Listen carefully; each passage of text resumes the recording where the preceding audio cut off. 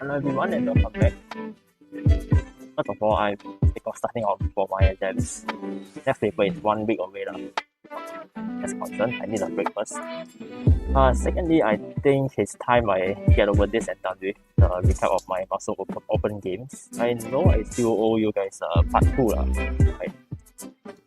Okay, so just now I finally had a bit of time to go down and look through some of my games. And today I'll be analyzing 3 games, games 4 to 8 from the tournament. So without further ado, let's just go in. By the way, I'm still using the same Federal Rock station for my background music, but I still don't know what's causing the sudden modulation in the music together with my voice. And I'm not really sure what's the reason behind that. So if you see that the problem is still persisting with the audio, just let me know. Then I'll turn off the background music. Okay, without further ado, let's go in. Okay, so this is round 4 of the MASUM Open 2021. I'm taking the white pieces here against a WCM 1700 rated. Okay, so it starts off with d4 9 f6 and we go into the Grunfeld defense. And I play my favorite Franchetto with the extreme variations, so that now I have the pawn center. Everything is very standard here. Right. Knight e2. Usually the Grunfeld is not recommended to play knight f3 because of the short g4 pins. Right. And c6 to try and strengthen this diagonal. Everything is going as per normal here. Knight a6 might look a bit curious, but I think possibly they might be looking either at this or just knight to c7, and then try and restrain my pawn center eventually. Anyway, black's plans here, as in this is your very typical Grunfeld, where white gets the pawn center, but they need to justify that it can be well protected, and then black, of course, they will want to use their pieces to try and undermine it. So I think try and restrain it from advancing, and then possibly counter attack with like e5 or f5 later on. Right? Okay, so moving on, bishop to f4, of course, giving further support, so eventually I can play the e5 or d5. Both are equally tempting in this kind of positions. Knight to h5 is very popular as well. Of course, you want to chase the bishop back. Right, and now here I play e5. Of course, with the idea that if it takes, then I just if it takes now, I can either take with the knight, and I still exert a bit of influence, or if I'm very adventurous, I might even take with the pawn, and I have the option of like here f4, and then single h1 using this open door. Right. So then e5. I like to c7 as expected.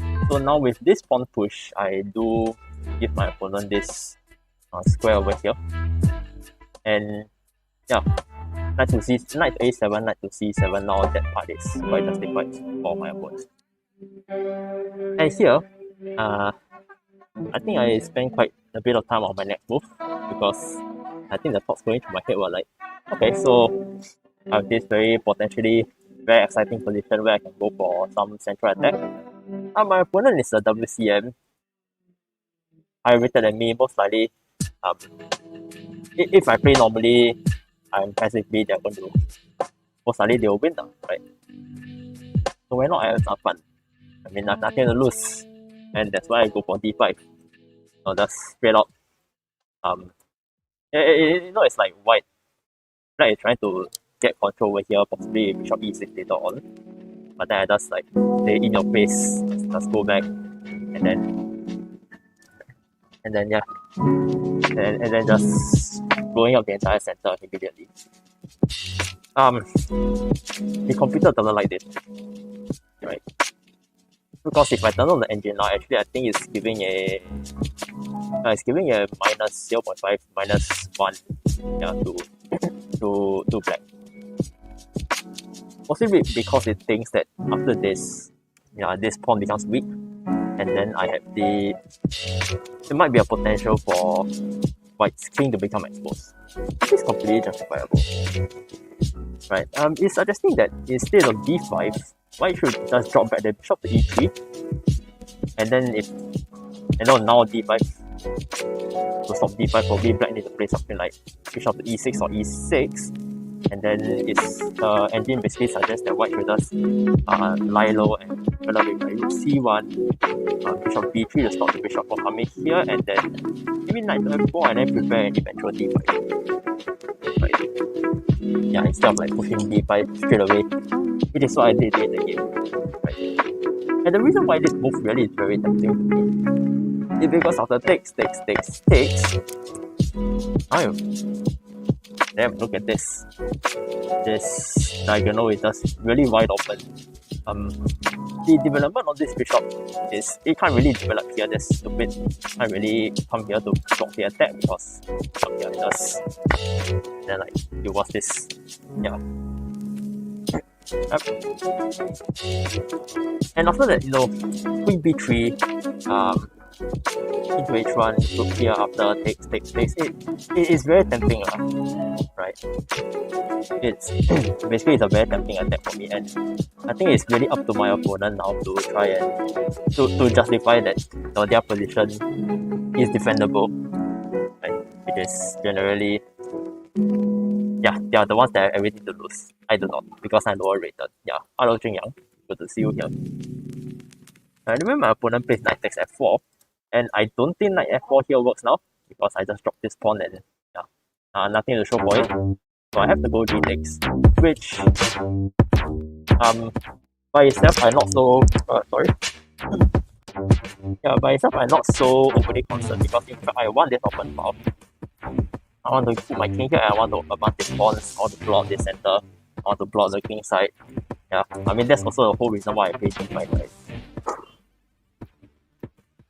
Rook to b8, okay, spending some time to cover this, and so that you can release the bishop. Queen to b3, so I am going on with my plan. f7 square, bishop to g4, knight to g3, bishop to h6, and actually my opponent does. They seem to know the position. They know how to counter attack this. They know how to release the pressure on their position by counter attacking the weak points in my position. But of course I ignore that. I just go for what did I go for? I didn't go for this first. I went for f3 first. Yeah, now that I look at it, maybe it wasn't the best. Because after f3, my opponent does go for bishop h3. Yeah, possibly at f4 might. Nah, that's a point. Yeah, my bad. Yeah, so I think somewhere along over here I might have messed up as well, because the problem with f3 now is that it cuts off my queen, it cuts off my bishop, and yeah, it allows this, which means that now my attack is slowed down. I have to spend some time to reply to this. Yeah. And you see, the problem is that after and another problem with f3 is that it now allows this. Not that, but this. Yes, this maneuver. At first I was thinking of queen to b6, but then I just trade. It allows this, and after a few moves later, it's yeah, it's not so clear who is attacking who, right? I mean, I have a lot of pressure here. If this knight gets the move, which obviously cannot, then I'll have a lot of pressure along this file. This hook is not going to blow the king side open. But black is the two bishops and the queen so close to my position, and it's tying down my piece. Yeah, it's not so easy for white to defend this as well. If they want to go for the attack, they need to make sure they're not getting mated, right? So yeah, again, it's not so easy. And here I think I thought for quite a long while, right? Did I? Yeah. I thought for quite some time, and here I played a mistake. I went for e6. I was thinking that, with this double hook, I can try and do something and thus blow open this position. I mean, of course, if black is stupid enough to take it, I'm very happy. Your king is exposed, and I think mate is coming soon. But they don't. They don't. In fact, they can just simply play f6 over here. And you see the problem now is that after e takes, h takes, now my entire attack is just completely gone. Because this entire diagonal is blocked off. Yeah, I might have something along here, but this and this are not immediately playable because first of all that's mate, right? And second, the bishop actually covers this. Yeah, so it's I think over here e6 was a mistake. That definitely cost me the game there. What I should have considered, and this was actually what I played later on in the game, is that probably I should have played something like rook e1 here, with the idea that I'm going to chase away this queen out so that frees up my knight for any potential attacks. Right. So some potential variations that you can see here are things like queen to c5. Yeah, I think the music is quite. I tell you what, I'll pause the music. And then I'll go and check it out later. I think there's quite a lot of acoustics issues going on with the audio. I need to go and check my OBS and see that everything is okay. Yeah, anyway, back to the game. Yeah, rook e1. So like I was saying, the idea here is that I want to play here, chase away the queen, right? And then so that I can leave the pressure over here and then continue with my attack now. Right, and some of the possible variations here that just to show how easily black can screw out this position is like if let's say they play queen to c5, then now I have knight to h5. You can't take. Then your bishop has to retreat, and then now I have a lot of tricks like let's say if you go here, I just take and there's a spin along this diagonal, and pretty black is pretty much mastered here. Instead of queen to c5, maybe let's say you go queen to d4, then I have other variations like knight to e2. Maybe there's another fork here. After takes. Yep. e7 again, black is in a lot of trouble. And actually this pawn is well protected. Yeah. White just nice holds everything together. Instead, I think black's best reply here would be bishop takes g3. Just to get rid of this potential attacker. I mean, of course, black's own attack is no longer as effective, right? And the idea is after h takes g3, queen to c5. If this goes into the endgame, actually, I think black would be better because of the pawn structure is slightly better for black. But white still has a lot of threats, right? Let's say after f takes, h takes. Yeah, you see there's open file, there's a potential for white to advance these pawns. White definitely is, the game definitely is going to continue on. Yeah, white definitely still has a lot of play in this position. So yeah, rook e1 should have been considered. But I didn't think of that. I went for e6. I think another line that I considered here was also this, and but for some reason I had this optical illusion that you can just recapture here and open out the file, which I didn't like, and I just completely forgot about the fact that this diagonal was pinned. Yeah, I think that's why I didn't play that. I went for e6 instead. And basically after this series of exchanges, yeah, then now I have no more attack. Because this closes the position, again, my knight cannot move because it's mate. And yeah, there's too many threats. Yeah. Is G4 an idea to kill the bishop? G4, which, which one? Which one? Pawn. I'm not sure if you're looking at the correct ones. Maybe white pushing G4, possibly. Yeah.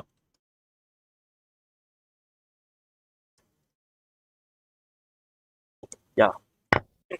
But basically after here is pretty much dead for white. The attack is no more. Yeah, you see now I play rook AE1. Going for the same idea, but I think now it's a bit too late. Right? Because after this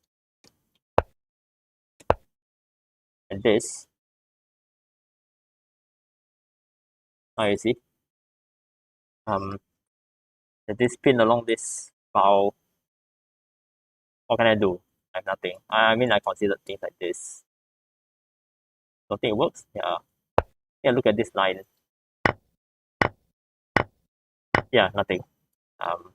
Why there's nothing in this position? I just goes out and defense. Oh, Sintra, you're looking at this line, is it? Here, here, here. Yeah, yeah, G4 is an idea. In fact, at the end of this line, right, I can go G4. Yeah, I can go G4 and then after that I push here. And this, yeah, actually this bishop is almost dead.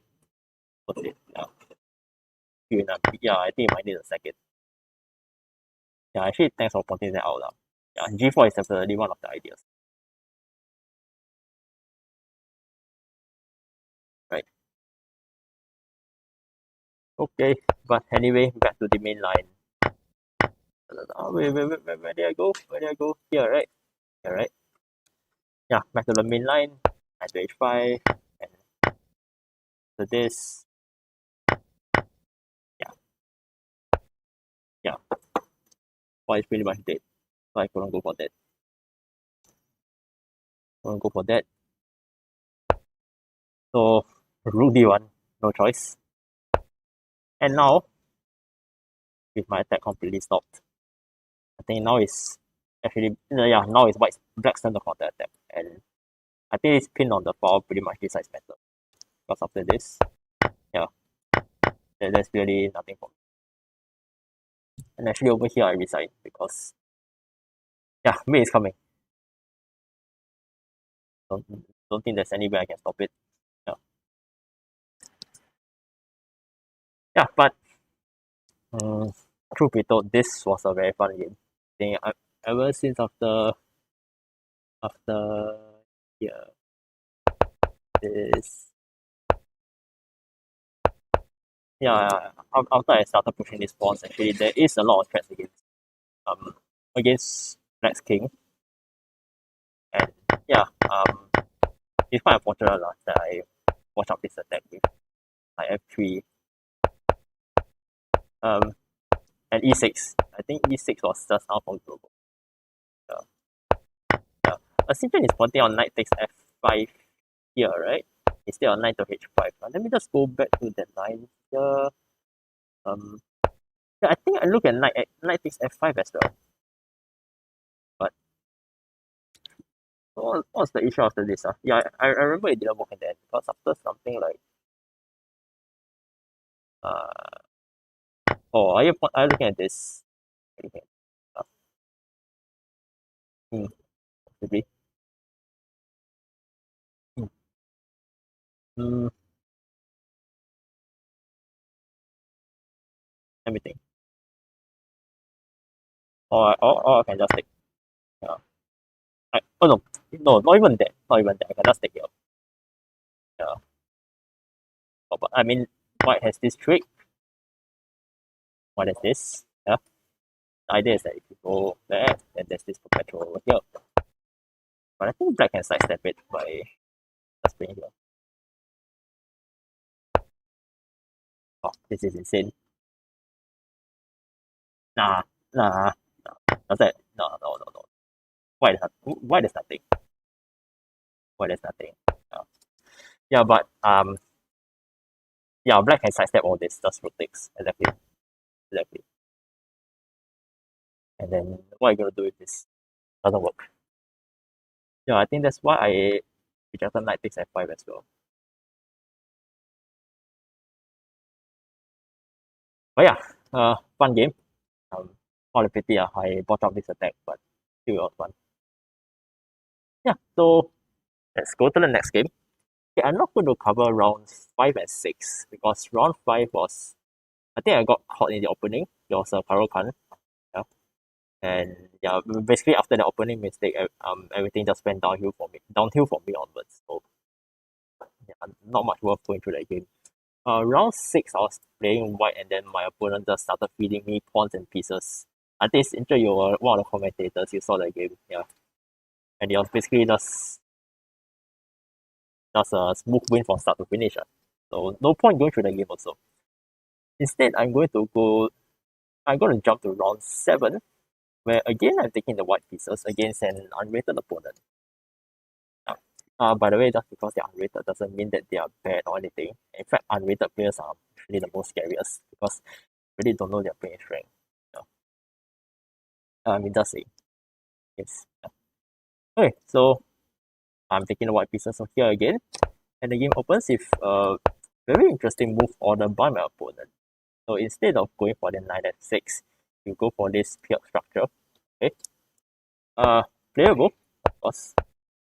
And then I go for my favorite Catalan setup again. And here you see one problem with not playing knight f6 at the start is that now I have the option to play ball straight away, right? Which I probably exploit. And after knight d7, knight c3, e5, here I face quite a critical decision. Do I push and knock out this entire center immediately? Or do I just leave it there and do something else? Like a mainline king, right? One thing to point out here is that when black doesn't play knight to f6, true, you allow e4 at a very early start, but you also allow black now has the option open of playing knight to d7, followed by f5, without having to waste any tempo bringing the knight away. Right? Which is what I need to be careful about over here. So let's say I play something like bishop to e3, which is actually what I played during the game. I need to be very careful of certain replies like f5 over here, because if I'm not careful and he's able to push this, then actually my bishop might become trapped, right? And he might actually just use this to hook open my entire king side. So I need to be careful. But over here, the reason why I played bishop e3, first of all, of course, is to strengthen my hold over this. But also, I realized that after f5, I um I have the option of playing bishop to g5 here, and then this queen really doesn't have much squares to go to. Like it's going to become really awkward there. And then when the queen is away on the queen side, then dude, what the hell is it doing there? You are attacking king side, um, and then your queen's on the other side of the board. Doesn't make sense for black. Right? So I don't think black will go for f5 pawn break that early in the game. Yeah, so bishop e3 played, and yeah, I should point out that d5 actually is playable. Yeah, even though it looks a bit stupid, like it blocks in this bishop, it also blocks in the enemy light square bishop. In fact, I think this very closely resembles one of the variations in the King's Indian. I think it's called the Petrosian variation, where white eventually plays bishop g5, and then I think no, it's slightly different. In that variation, white plays bishop g5, and then the pawns are on d2 f3, so the bishop goes back. Wait, my bad. Yeah, it's different. Yeah, yeah, but d5 is playable. D5 is perfectly playable in this position. It's just a question of whether I want to commit to this pawn structure or not. So anyway, I played bishop to e3. Knight to e7, so now the purpose is very obvious. You're going to play f5 later on. Queen to d3, so lending extra support to the pawn center as well. Eventually, I'm going to, and also stepping out of this pin. Yeah, eventually I'm going to bring my rooks to the center with things like rook c1, rook b1, rook e1. I mean, it is very simple for me. Bishop takes f3 here. Quite a interesting decision. I think the motivation behind this move was that after bishop b takes, now we have less support over this, right? By the way, I do want to point out that if in this position, um, white takes here, then actually I'll be very happy because after this, I have this very classic Maroczy bind position where I have this, white has this very strong pawn center, and I have a lot of options like this.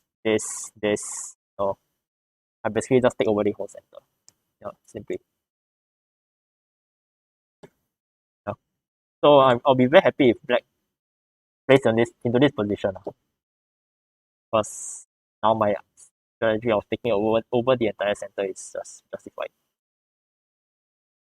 Anyway, he plays bishop takes f3, b takes f3, castles. Oh no, wait, I didn't know castle. I bet. Oh, I played knight e2 here. Okay, the idea is that. Okay, now I remember. Okay, the idea is that I just want to strengthen the center a bit. Right. And now he plays f5, but I'm prepared for that already. I play bishop g5 here. Now queen to e8, stepping out of the pin, and here bishop takes e7.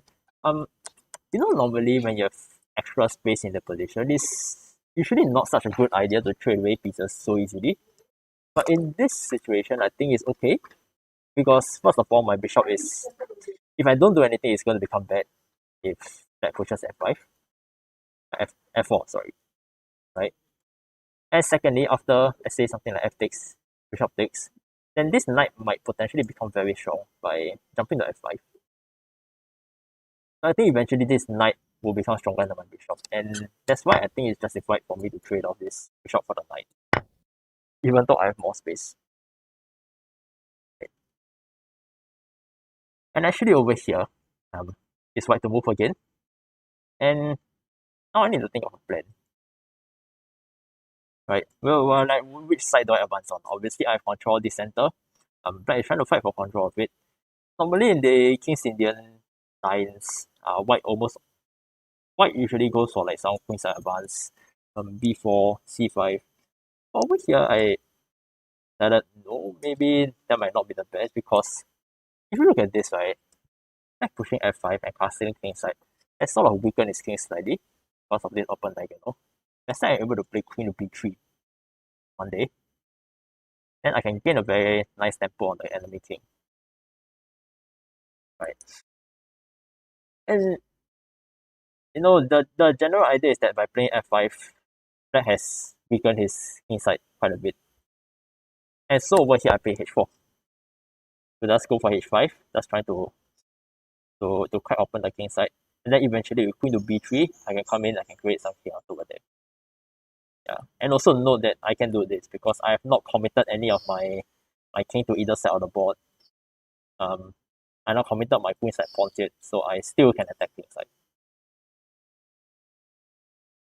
Right, so over here, black decides to counter attack.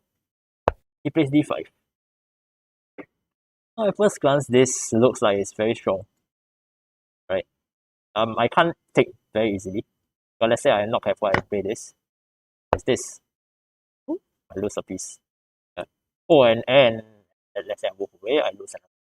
Yeah. So not good. On the other hand, let's say here. Sorry, my mouse. Right. Here. Yeah, if I'm not careful, I'm gonna, oops, I'm gonna take here. In this fork. I need to be careful. Right. So what to play here for white? It turns out there's really only one variation that I can play is pretty much force. I play c takes, and here I must play queen to b3. Again, you notice that I'm exploiting this queen. So then now he can't just take over here. And if he takes, let us take. So black plays king to h8. And of course, I have to take because otherwise he's going to take, and the black will just put me in the center. After e takes d4 castles, We have a very interesting position here. I mean, look at these pawns. Look at these pawns. What in the world are they doing? They're behind each other. I've committed along here. Yeah, this really random open files. My bishop, both our bishops are like doing goodness knows what. Like we are watching over our own pawns, we're hitting them, and yeah, he's just a wild position. Knight to b6. And here, I think that even though both of us have opposite colored bishops, it's actually not drawish or anything, you know. Normally you would think that opposite colored bishops in the endgame are like drawish and stuff. But this is the middle game. There's still a lot of pieces going on, still a lot of activity, and generally opposite colored bishops in the middle game usually grant an advantage to decide who has the initiative. Because when they are able to attack, then the enemy's bishop is not actually able to defend properly against the attacker's bishop. And so the critical question here is who has the initiative? Right. Turns out it is white. Because of this very strong move here, knight to f4, and also by virtue of the fact that after rook a c8, rook e1, which is played in the game, it turns out that actually this queen is quite poorly placed on e7. Because now I gain a crucial tempo after queen to d6. Getting this move, knight to e6, right? And after rook f7, I trade off again.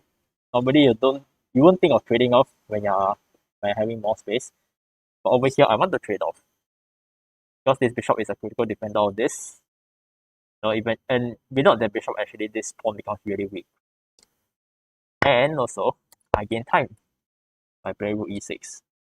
So you see every single move after this is basically gaining more and more tempo. Right? After queen d7, rook a e1, now all of a sudden white is the one that's really just taking over the initiative with this series of moves. Right. Rook f8. I don't know what they're planning. Possibly they didn't realize that there's no future over here. So yeah, they are trying to get some counterplay like this. So I do have to be careful. Right. d6. Yeah, there's no other good way to come in. I mean, like, I don't know. Yeah. Don't think I can. Oh, sorry. Don't think I can play something like. I think this is too slow because I feel like here, and then I think they'll just get in f4, f5. Yeah. Right. Yeah. So I play d6, and the idea is that not just this, but this and this, right? Which means that the knight is tied down with defending those squares. Knight to c8 by black, and I think that's a mistake because that allows this. I support, and now I attack at the same time. Right, what's he gonna do? With a4, I think that's really the only good way to defend and try to play counterplay, but I'm not sure how effective it is. Because I can still gain more and more initiative, more and more tempo as I go on. Queen to e5 check, into g8, and now rook to e8. I can't play this. Yeah, unfortunate because of the knight covers. But I can go here. And now the idea is that this bishop is going to come in if black doesn't do anything.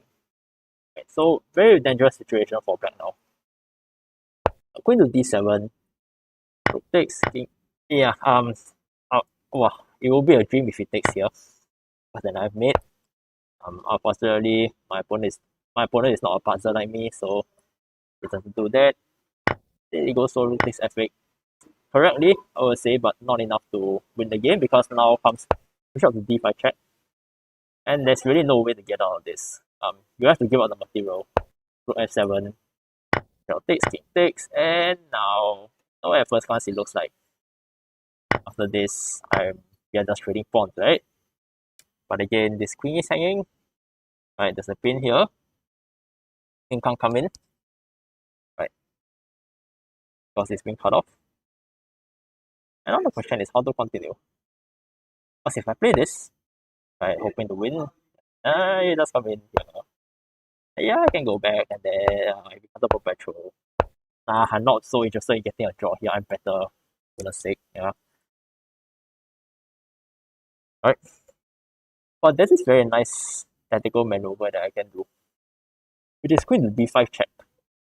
And the idea is that if you play king to f6, oh goodbye, I just hey, no, my bad. Wait, hold on. Uh wait, actually king to f6 might be the saving move.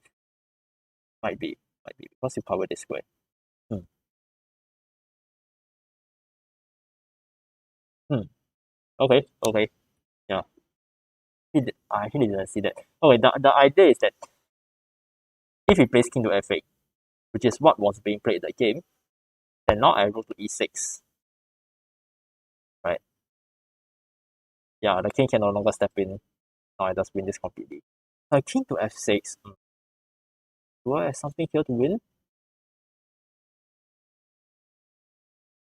No, because if I go back and then this. Okay, this one might be a bit tricky. Possibly I might have to go like f5, like like f5 to take away this, and possibly just leave the knight here. Leave the rook and the queen here, so that if anytime like this knight cannot run, if anytime this queen goes away, I just come in. Okay. Yeah. And I think over the long and possibly I have to run some of these pawns, and then in the long term I will win eventually, but it's not so straightforward. Yeah, but anyway, the game he plays king to f8, and basically after that it's just game over lah. Because rook e6, king to f7, and yeah, I win the queen. Over here, my opponent resigns. But wow, this is really a crazy game. I think starting from here, right after h4, and the moment my opponent played b5, I think they were just asking for it, going open this entire center. And after this, I think it's after some slight inaccuracies, my opponent now I have the initiative. I have the opposite color bishop, so my opponent can't really attack. And yeah, after this series of moves, all of a sudden, white is the one that's so much better. Yep. After this, yep. The end. Okay, so there was another. That was a win that I was quite happy about. And now let's go to the last game, round 8. Right.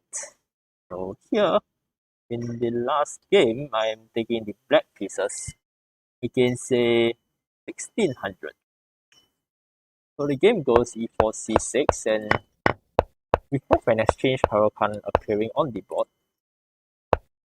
and everything becomes very standard. Bishop to f4 usually is a very classic line that is trying to stop the minority attack, because now black cannot put a rook over here. But anyway, the rest of the game is mostly very standard, very vintage advanced Huracan. Yeah, with your classic double pawns. That this is the third time I'm getting this pawn structure in this entire tournament. And here is where my opponent does goes. It's a very interesting line. b4. So clearly he doesn't want me to do any minority attack. He's the one that goes straight out for the queen side first. The problem behind this move again is that if you can't follow up very rapidly with c4, then actually this c pawn might become a long-term winner. So after queen side castles, he goes for a4. Okay, fair enough, because you can't go c4 straight away because this hangs. And after rook a c8, you see that white does have a problem. Obviously the threat is this, and it does. And the rook. No, I mean this. Sorry, this is protected. So the queen has to move. And now it's black's turn to decide what to do. The number of ways I can go about this. I can go knight e7 here, Hope to put some pressure here and hope to open up the file for this. I think that's a variable plan. Or I can also go for knight to d7. This is what I'll play in the game. My idea is that I'm going to go for this pawn push. After takes, and my knight lands here, this becomes a long-term weakness. Right. There's no minority attack here for black, obviously.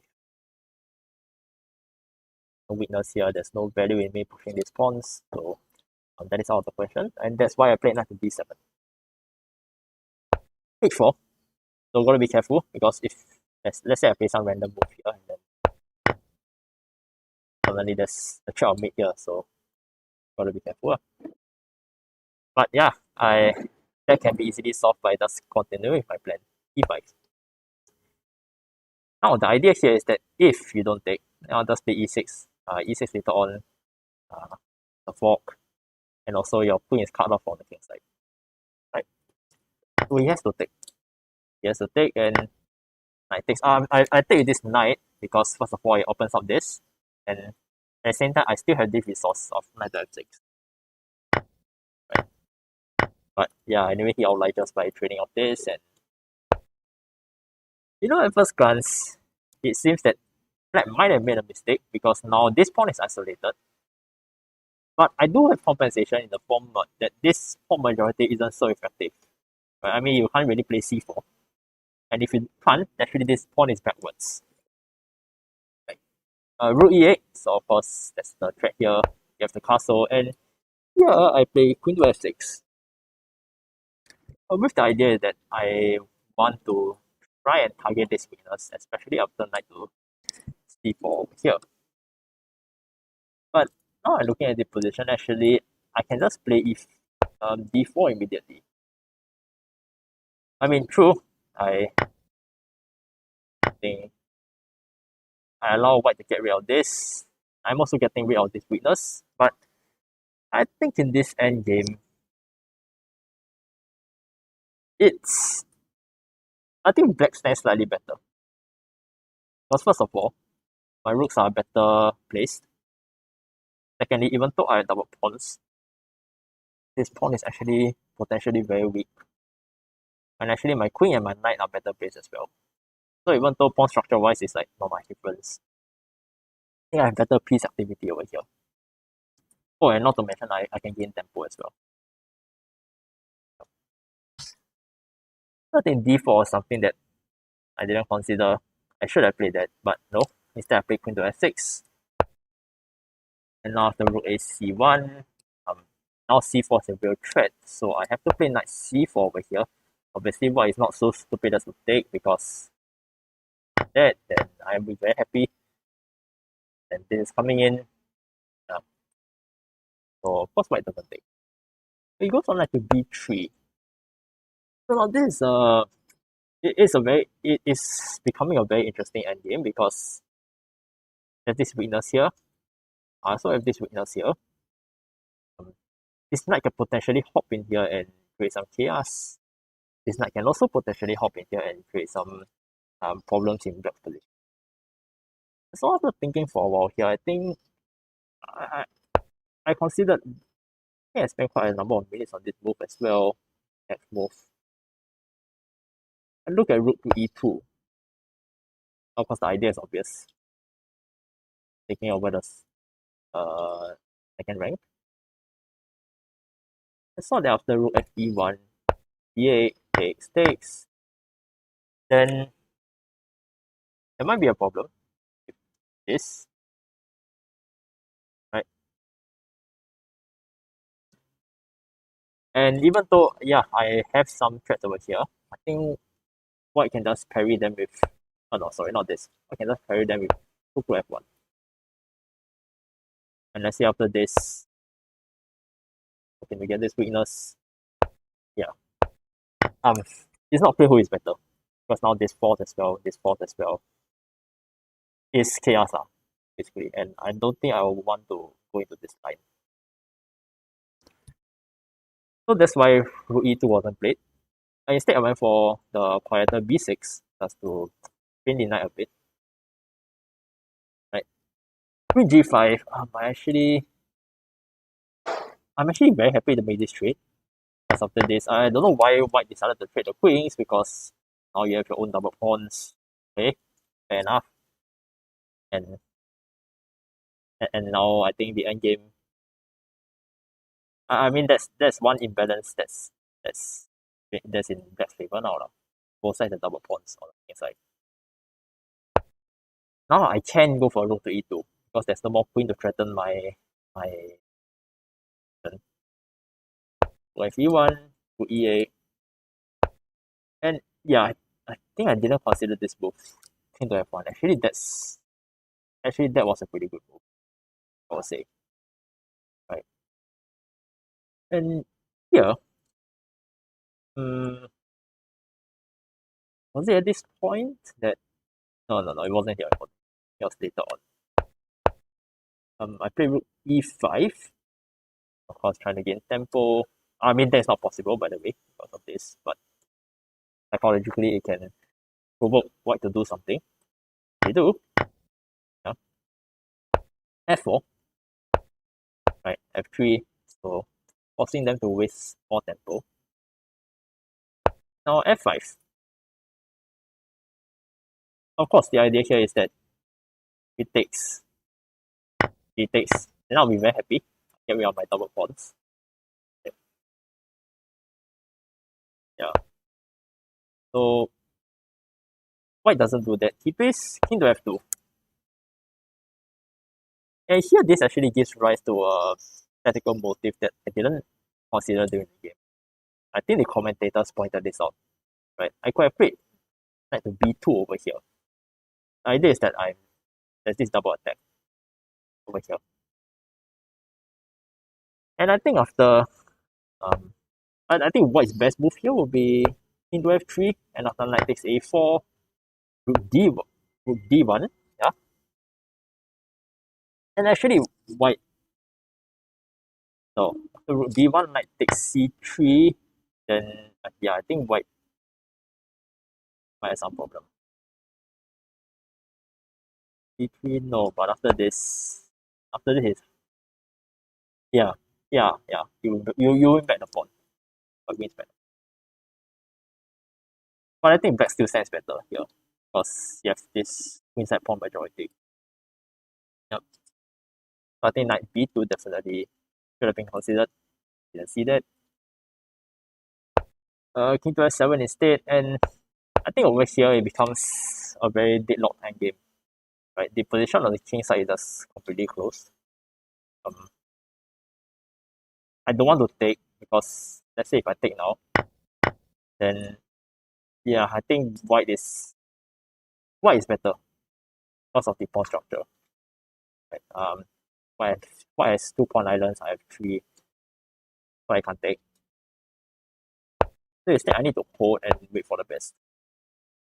And instead over here, I think white is the one that's trying to get the initiative because they have this resource of g4, which I do not have, and they actually play it. So I need to calculate a bit here because yeah, there's really no way for me to gain any sort of advantage. I think after f takes, yeah, here is. I think the other line here was this. Was it this? Wait, no, sorry. Yeah, if king takes e2, then obviously this pawn runs then I can do many things. But I think after knight takes e2, yeah, there's really then this knight comes back. It's back to square one.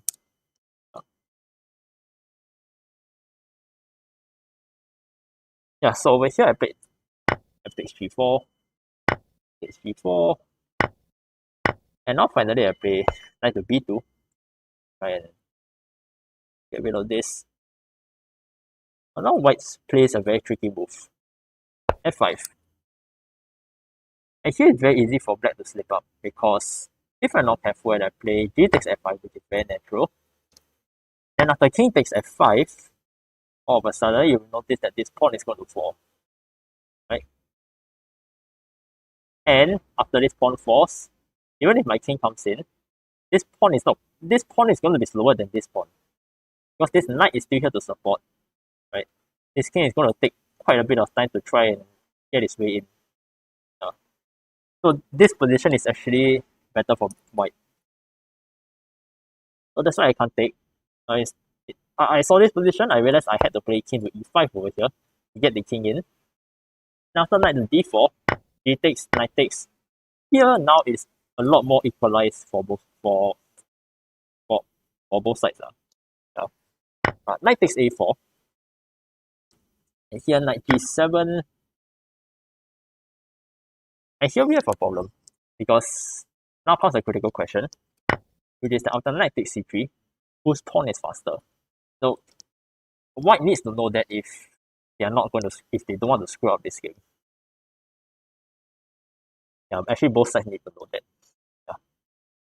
And to me, I realized that actually after thinking about it, actually black's pawn will be faster.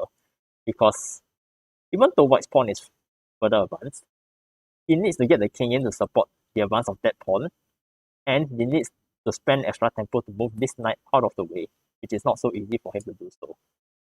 Right? And that all needs extra tempo. So and that's why I feel that the advance of the white pawn is going to be slower than the advance of the black pawn over here. So white chooses to support the pawn. I think if they had gone back to try and stop the advance of this pawn, I think it might have been a draw, but it wasn't. Into h5, and now I play d4. And now you realize what happens. Now my pawn just promotes unimpeded. Or white needs to spend tempo to get these pieces out of the way. Right. And here, normally if all the pieces and pawns weren't here, this would be a very simple to win endgame. Just try and check and then force this king in front of the pawn, and move the king closer. But no, this knight presents quite a bit of tricks, so I need to be careful. Over here I played queen to d6 check, into a7, and actually over here I realized that what I can do is that I can sack this queen for this pawn over here.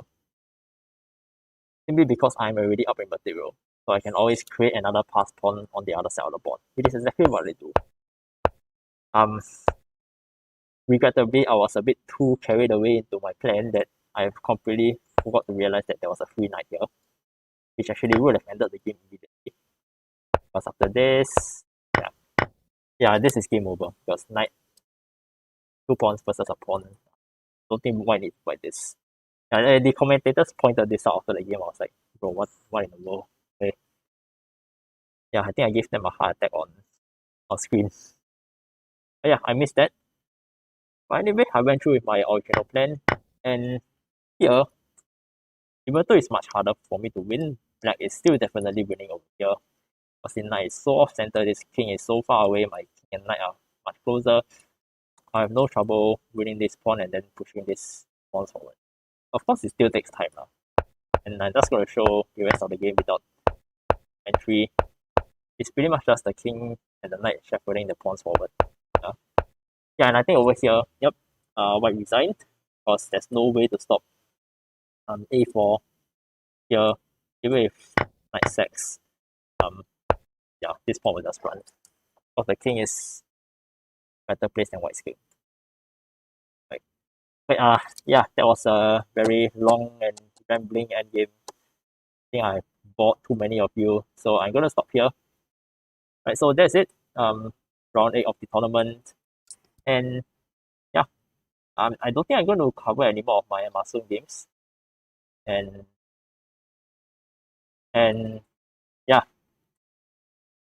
I still have my exams to focus on. My next and my last paper is next Monday, and hopefully after that I'll be back to streaming more chess with you guys. I know this one was a bit long. Hopefully I'll do more.